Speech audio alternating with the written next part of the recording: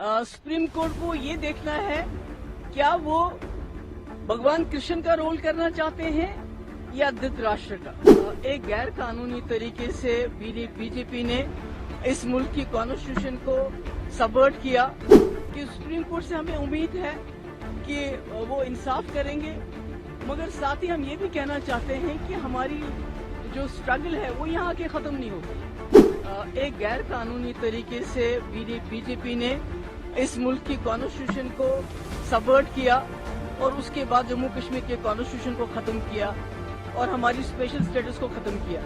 अब ये जो सुप्रीम कोर्ट है, मेरे नजदीक सुप्रीम कोर्ट को ये देखना है क्या वो भगवान कृष्ण का रोल करना चाहते हैं या धृतराष्ट्र का।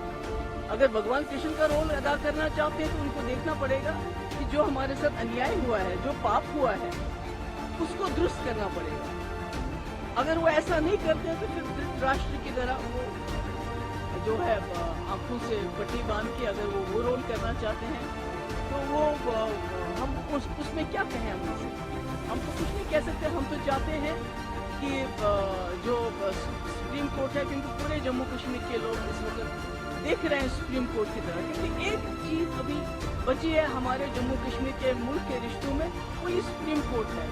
इसलिए अब सुप्रीम कोर्ट पे डिपेंड करता है कि वो क्या करना चाहते हैं। मगर मैं ये एक बात बताना चाहती हूँ कि सुप्रीम कोर्ट से हमें उम्मीद है कि वो इंसाफ करेंगे, मगर साथ ही हम ये भी कहना चाहते हैं कि हमारी जो स्ट्रगल है वो यहाँ के खत्म नहीं होती है।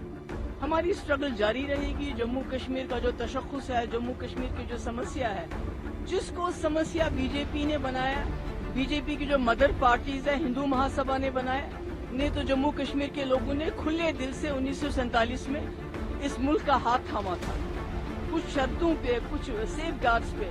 मगर हिंदू महासभा ने उसी वक्त ये शोर मचाना शुरू किया, एक संविधान, एक विधान, एक प्रधान, जिसकी वजह से कश्मीर के, जम्मू कश्मीर के लोगों को लगा कि ये लोग तो हमें धोखा दे रहे हैं, हमसे वादा करने के बाद ये हमसे सब कुछ छीनना चाहते हैं, जिसकी वजह से जम्मू कश्मीर की समस्या आज तक यहाँ पहुंची। और